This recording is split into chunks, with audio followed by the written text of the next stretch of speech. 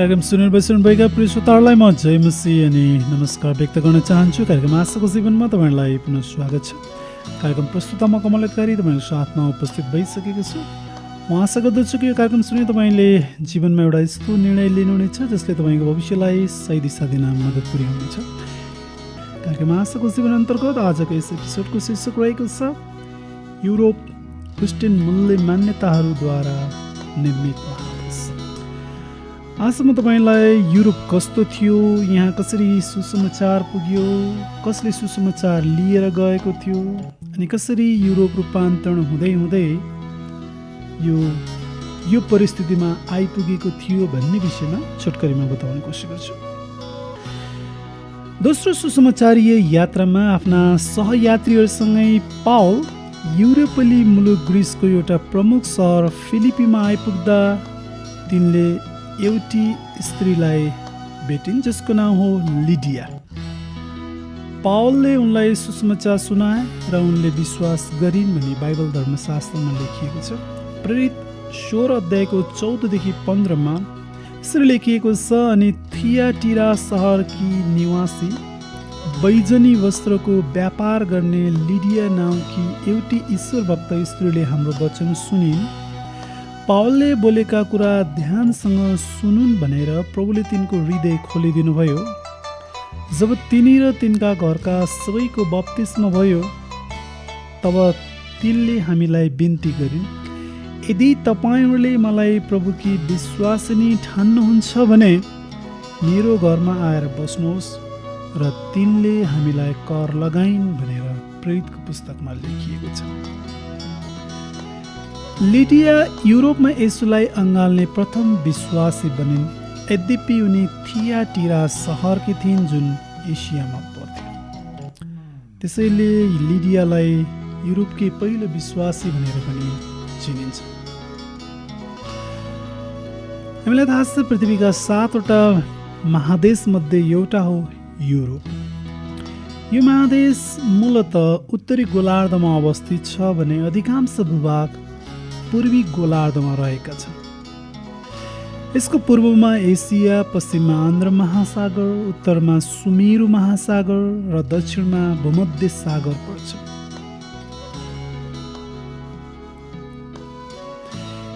एक करोड 1,80,000 वर्ग किलोमिटरमा फैलिएको यो महादेश भूगोलको हिसाबले 6औं ठुलो महादेश हो।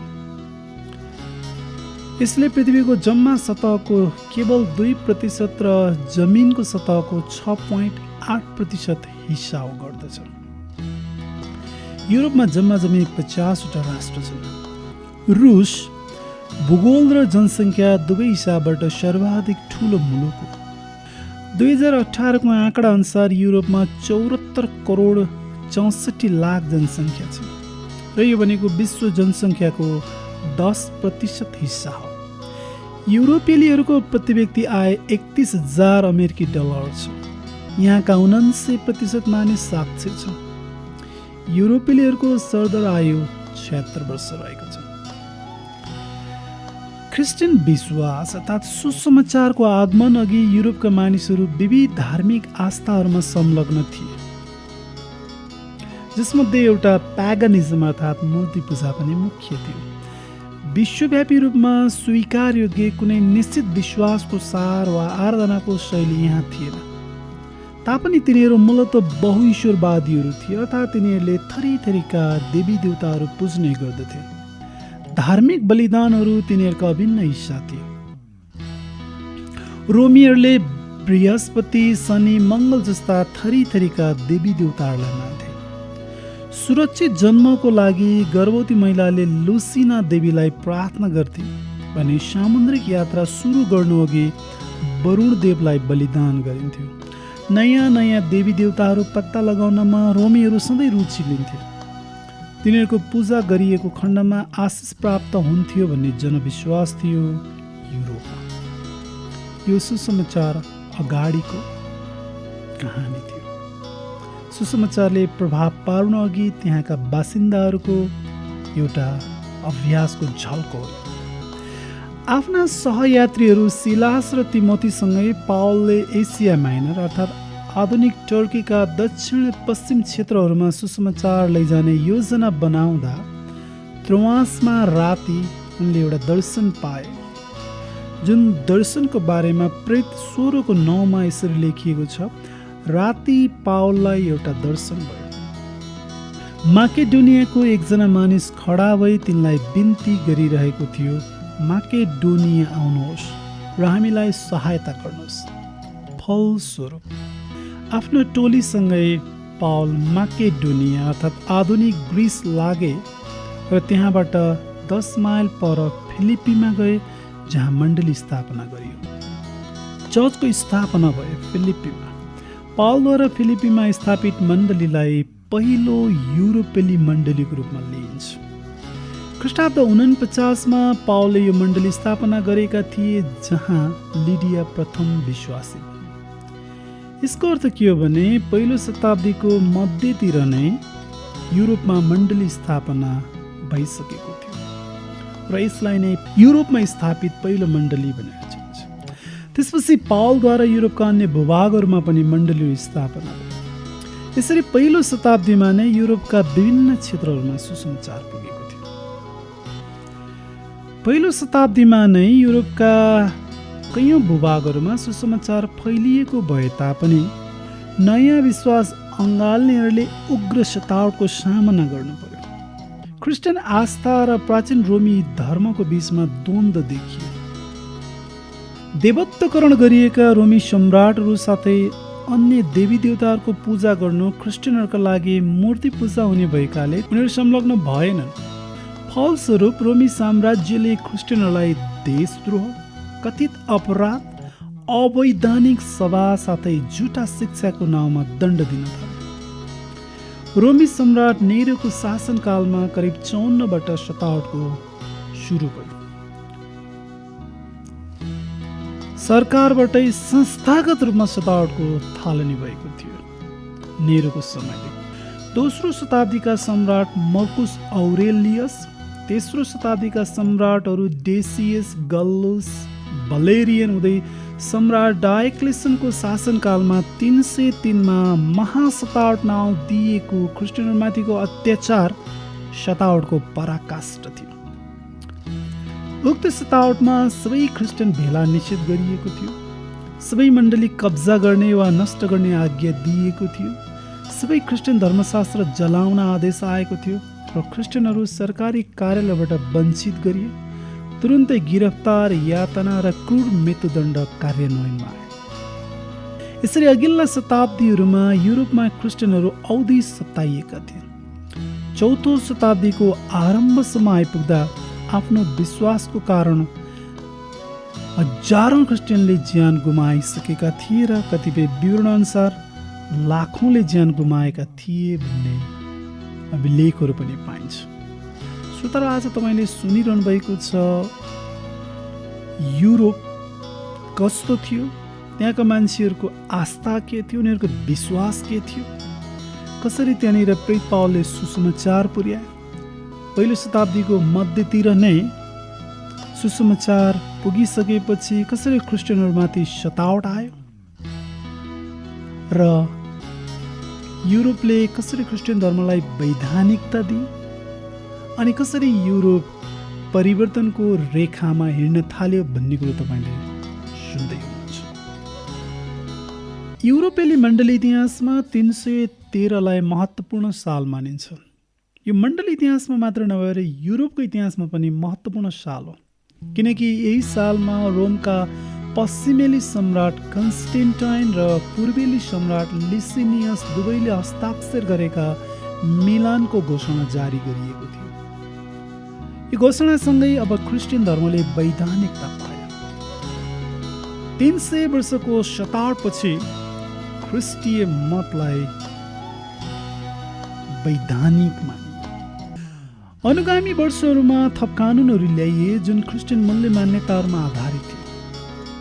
सबै मानिस परमेश्वरको स्वरूपमा सृष्टि गरिएका छन् भन्ने बुझाइको कारण दास र अपराधीहरूलाई निधारमा छाप लगाउने कार्यलाई निषेध गरियो। दासलाई क्रुसमा झुन्ड्याउने चलनको निर्मूलन गरियो मान्छेले मान्छेको विरुद्धमा लडेर रगत बगाई मनोरञ्जन लिने खेललाई मनाही गरियो। अनपेक्षित शिशुहरूलाई मार्ने अभ्यासमा रोक लगाइयो। सम्राटको संरक्षणबाट मण्डलीले आर्थिक र भौतिक लाभ प्राप्त गर्यो। बाइबल धर्मशास्त्रका नयाँ प्रतिहरू प्रकाशन गरिए। मण्डलीका अगुवाहरूलाई राज्यका महत्त्वपूर्ण स्थानहरू प्रदान गरिए। 337 आफ्नो मृत्युशय्यामा सम्राट कन्स्टेन्टाइन महान क्रिस्चियन बनेकाले इतिहासकारहरू तिनलाई प्रथम क्रिस्चियनको रूपमा मान्छन्। 380 जारी थेसलोनिकेको घोषणाले ख्रिस्टीय मतलाई रोमी साम्राज्यकै धर्मको रूपमा ग्रहण गर्यो। साम्राज्यले 3 शताब्दीसम्म जुन धर्मलाई उग्र रूपमा सतावट गरेको थियो, अन्ततः त्यही धर्म अर्थात् आस्थालाई साम्राज्यकै धर्मको रूपमा स्वीकार गरियो।